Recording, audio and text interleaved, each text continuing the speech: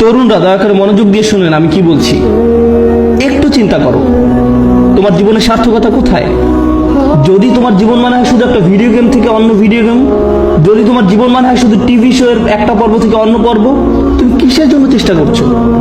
এতে কি আসে যায় যদি তুমি একটা ভিডিও গেমে ট্রফি জিতো অথবা 100% সিনক্রোনাইজেশন পাও? এতে কি আসে যায়? কি এমন হবে এতে? পৃথিবীর জন্য তা কোনো পরিবর্তনই আনবে না। তুমি কতগুলো পুশ আপ করতে পারো এটা কেউ গুরুত্ব দেয় না। তোমাকে এর চেয়ে বেশি কিছু চিন্তা করতে হবে, এর চেয়ে বড় উচ্চ মর্যাদাশীল কিছু চিন্তা করতে হবে। এবং যখন তুমি সেটা করা শুরু করবে, আল্লাহ তোমাকে সুখ দিবেন। যখন তুমি সত্যিকার অর্থে চেষ্টা করবে, জীবনটা তখন অর্থবহ হবে। আর জীবনটা যখন অর্থবহ হবে, সুখ এবং আনন্দ এনে দেবে। যখন তোমার জীবনে কোনো প্রচেষ্টা থাকবে না, তখন জীবনের কোনো অর্থ তুমি খুঁজে পাবে না। তুমি তখন কোনো কিছুতেই কোনো সুখ বা আনন্দ খুঁজে পাবে না। তুমি যতই গান শোনো, তুমি যতই ঘুরতে বেড়াতে যাও, যতই পার্টি করো, তোমার জীবনে কখনোই সুখের দেখা পাবে না। তোমার সব সময় বিরক্ত লাগবে, নিজের কাছে নিজেকে ভালো লাগবে না। গুরুত্বপূর্ণ হচ্ছে প্রত্যয়, যেটা তোমাকে উপলব্ধি করতে হবে। তোমাদের তরুণ প্রজন্মকে হতে হবে অসম্ভব অসম্ভব এবং অসম্ভব প্রত্যয়। আল্লাহ বলছেন ওয়ান্না সায়াহু সাওফা ইউরা। আমার খুবই পছন্দের একটি আয়াত, এবং আমি এই আয়াতটি দিয়ে শেষ করতে চাই। এবং তার প্রচেষ্টা বা প্রত্যয় খুব শীঘ্রই দেখা যাবে। তার চেষ্টা খুব শীঘ্রই কি দেখা যাবে। এ প্রসঙ্গে আমি বলতে চাই, তুমি যখন কাউকে তোমার রিজিউম দেখাও, আমি অমুক স্কুল থেকে গ্রাজুয়েট হয়েছি, আমি অমুক অমুক জায়গায় কাজ করেছি, অমুক অমুক প্রজেক্টে কাজ করেছি, তখন তুমি তোমার রিজিউমে লেখো তোমার রেজাল্ট নাকি তোমার প্রচেষ্টা। তুমি তোমার প্রচেষ্টার কথা লেখো না, তুমি লেখো তোমার রেজাল্টের কথা। তুমি লেখো না যে তুমি আসলে অনেক কঠোর পরিশ্রম করেছো ফাইনাল সেমিস্টারে এবং পরীক্ষাটা দিতে গিয়ে অর্ধমিত হয়ে গিয়েছিলে। এগুলো তুমি তোমার সিভিতে লেখো না। তুমি লেখো তুমি অমুক অমুক প্রজেক্টে কাজ করেছো, কিন্তু এটা লেখো না যে তোমাকে অনেক অনেক কষ্ট করতে হয়েছে। তাই নয় কি? শুধু তাই নয়, কিছু কিছু সময় তুমি অনেক অনেক চেষ্টা করো কিন্তু তুমি পাস করতে পারো না। অথবা এরকম যে তুমি অসম্ভব রকমের চেষ্টা করেছো একটা প্রজেক্টের জন্য, কিন্তু সেটা সফলভাবে শেষ করতে পারোনি। অথবা তুমি তোমার আশানুরূপ গ্রেড পাওনি, যেটা তোমার পাওয়া উচিত ছিল। আমরা মানুষেরা মানুষকে কিসের ভিত্তিতে বিচার করি? আমরা মানুষকে বিচার করি রেজাল্ট দিয়ে। আমার এতে কিছু যায় আসে না যে তুমি কতটা চেষ্টা করেছো, তুমি আমাকে ফলাফল এনে দিতে পারোনি। আমার এতে কিছুই আসে যায় না যে তুমি কতটা চেষ্টা করেছো, তুমি পাস করতে পারোনি, গ্রাজুয়েট হতে পারোনি। বুঝতে পেরেছো ব্যাপারটা? কিন্তু আল্লাহ তোমার বিচার তোমার রেজাল্ট দিয়ে করবেন না। আল্লাহ তোমার বিচার করবেন কিসের ভিত্তিতে? প্রচেষ্টা। আল্লাহ বলছেন এবং তার প্রচেষ্টা, তার অধ্যাবসায়গুলো খুব শীঘ্রই দেখা যাবে। এটা একটা অসাধারণ ব্যাপার, কেননা পৃথিবীর বুকে কোনো মানুষই আমার প্রচেষ্টা দেখবে না। কোনো মানুষই আমার প্রচেষ্টা দেখবে না। আমি তোমার প্রচেষ্টা দেখবো না, অথবা তুমি আমার প্রচেষ্টা দেখবে না, কিন্তু তিনি হচ্ছেন শুধুমাত্র আল্লাহ, যিনি আমাদের প্রচেষ্টা অধ্যাবসায়গুলো দেখবেন। আমরা সবাই দেখি ফলাফল, আমরা হচ্ছি ফলাফল সর্বস্ব মানুষ। আল্লাহ হচ্ছেন বিচারক, যিনি দেখেন প্রচেষ্টা। সুবহানাল্লাহ, কতই না মহান আমাদের প্রভু। কেউ তোমার প্রচেষ্টার মূল্য দিবে না এক আল্লাহ ছাড়া। সুতরাং কখনোই তোমার প্রচেষ্টাকে খাটো করে দেখবে না। মানুষ হয়তো মূল্য দিচ্ছে না তুমি যে কাজগুলো করছো, এবং তুমিও সাথে সাথে ভাবতে শুরু করে দাও যে এগুলোর আসলে কোনো মূল্য নেই। কিন্তু মনে রেখো, এটা মূল্যবান আল্লাহর কাছে। আল্লাহর কাছে এটা অত্যন্ত মূল্যবান। আজকের আলোচনা ওই অংশটা বিশেষভাবে বোনদের জন্য ছিল, কারণ তারা কঠোর পরিশ্রম করে এবং তাদের মনে হয় এই চেষ্টায় কোনোভাবেই কিছু হবার নয়। ছেলেরা এমন নয়, কারণ ছেলেরা কোনো খাটুনি করে না এবং তারা মনে করে যে আমি অনেক করেছি, আমি কত কঠোর চেষ্টা করেছি। ছেলেরা নিজেদের সাথে মিথ্যাচার বন্ধ করো। তোমাদের নিজেদের এটা বলা বন্ধ করতে হবে যে তুমি যথেষ্ট করেছো।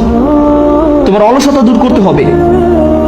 ভাইরা, শয়তান তোমাদের ধ্বংস করে দিচ্ছে, সে তোমাদের ধ্বংস করছে। তোমরা এত অলস। নিজেদের কাছে যুক্তি দেওয়া বন্ধ করো এবং কাজ করো, বেশি করে কাজ করো, আবেদন করতে থাকো, করতেই থাকো, অন্যদের সাথে এই ব্যাপারে কথা বলতে থাকো, নেটওয়ার্কিং করো। থেমে যেয়ে বলো না যে আমি সব রকম চেষ্টা করেছি তারপর ফল পাইনি। না, তুমি সব রকমের চেষ্টা করোনি। উদ্যম হারিও না। এটা করা তোমাদের শিখতে হবে। তোমরা তোমাদের বোনদের কাছ থেকে শিখো। তারা হলো একটু একটু অপেক্ষা করো, আমি তোমাদের ব্যাপারেও বলবো। কিছুক্ষণ পরেই তোমরা খুশি হবে না। তোমাদের সমস্যা কি জানো? সুখের সন্ধানের কথা এখন ভুলে যাও। তোমাদের সমস্যা হলো তোমরা সর্বদা নিজেদের ব্যাপারে অনিশ্চিত। তোমরা সবসময় ভাবছো আমি যথেষ্ট নই, বা আমি হিসেবের মধ্যেই নেই। হাততালি থামাও। তোমাদের ব্যাপারগুলো সহজভাবে নিতে হবে। তোমাদেরকে বলছি না, তোমাদের এমনিতেই সবকিছু যথেষ্ট। হালকাভাবে নাও। মাশাআল্লাহ, মাশাআল্লাহ। অপরপক্ষে তোমাদের শান্ত হওয়া দরকার। আমার এমন বন্ধুদের সাথে দেখা হয়েছে যারা ইসলাম নিয়ে পড়াশোনা করছে, তারা কোরআন শিক্ষা করছে, কিন্তু আমার এখনো সব শব্দ শেখা হয় নাই। হ্যাঁ ঠিক আছে আন্টি, শান্ত হন, আপনার সব মুখস্থ হয়নি। আল্লাহ আপনাদের ফলাফলে আগ্রহী নয়, তিনি কিসের প্রতি আগ্রহী? তিনি আগ্রহী আপনার প্রচেষ্টায়। আপনার প্রচেষ্টায় ফলাফল নিয়ে উদ্বিগ্ন হওয়া বন্ধ করুন। আপনি আবার ফল নিয়ে খুব দুশ্চিন্তা করবেন না। আপনি এখনো যা জানেন না, যেটা এখনো অর্জন করতে পারেন নাই, সেটা নিয়ে আপনি বড্ড বেশি ভাবেন। অর্জন নিয়ে চিন্তা করা বন্ধ করুন এবং আন্তরিক, অকৃত্রিম, সর্বোচ্চ যতখানি সম্ভব চেষ্টা করে যায়। আমি বলছি এমনটা করলে আল্লাহর কাছ থেকে ফলাফল আসবেই, কিন্তু সেটা তার সময়সূচি অনুযায়ী আসবে, আপনার নয়।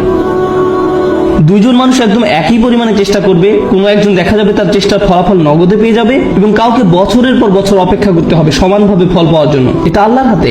এজন্য আপনি বলতে পারেন না সে তো অনেক সুফল পেয়ে গেল আর আমি কিছুই পেলাম না, আমরা তো একই রকমের চেষ্টা করলাম। এটা ঠিক না, না, এটা পুরোপুরি অন্যায্য। কারণ সেই হিসেব আল্লাহর কাছে ন্যস্ত, এবং আল্লাহ শুধু এটাই দেখতে চেয়েছেন যে আপনি কতটা চেষ্টা করেন। ধরুন দুজন মানুষ একদম একই পরীক্ষা দিল, আমার ক্লাসে এমনটা ঘটেছিল।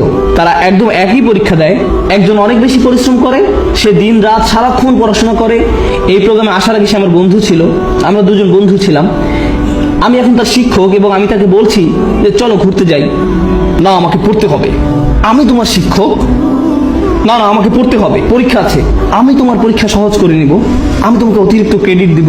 না, আমার পড়া আছে। এই মানুষটা দিন রাত পড়াশোনা করে। আমি জানি যে সে কি পরিমাণ চেষ্টা করলো, তার প্রচেষ্টার কথা আমি জানি। কিন্তু জানেন, সে তার ক্যারিয়ারে খুব উজ্জ্বল, ব্যবসায় এত দক্ষ, পেশাগতভাবে ভীষণ চটপটে ছিল। কিন্তু ব্যাপারটা এমন যেন আল্লাহ তাকে আরবি শেখার জন্য তৈরি করেনি। সে যত বেশি শিখুক না কেন, সে বেশি নম্বর তুলতে পারতো না।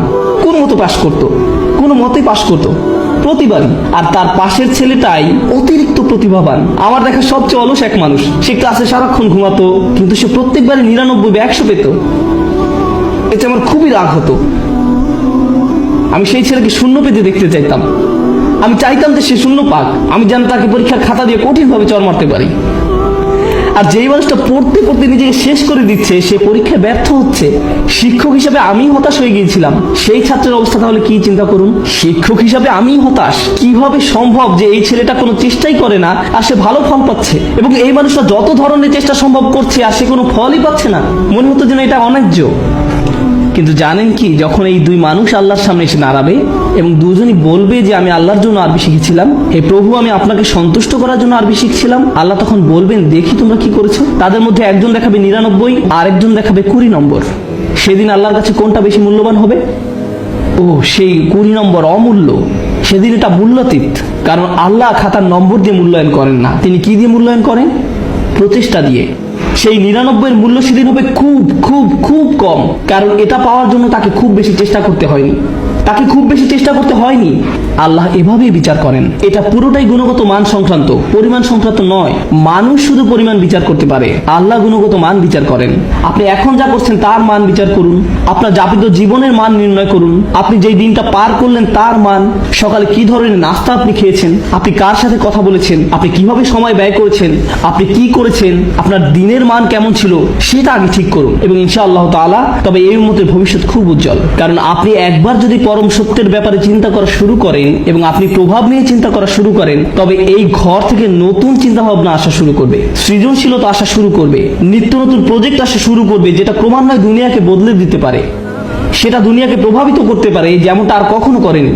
মুসলিম তরুণ সম্প্রদায় এটা করতেই সক্ষম, মুসলিম তরুণরা এটা করতে সক্ষম যখন তারা সঠিক সাধনার জিনিসটি খুঁজে পায়। আল্লাহ আযজা ওয়া জাল্লা এই মানুষগুলোকে, এই তরুণ সম্প্রদায়কে, এই উম্মতের বীর পুরুষ করুন, যারা সঠিক সাধনার সন্ধান করে। পরবর্তী প্রজন্ম এসে যেন বলে আমি তাদের হারাতে চাই, তারা ছিল যেন স্বর্ণতুল্য মানদণ্ড। বারাকাল্লাহু লি ওয়া লাকুম। আসসালামু আলাইকুম ওয়া রাহমাতুল্লাহি ওয়া বারাকাতুহু।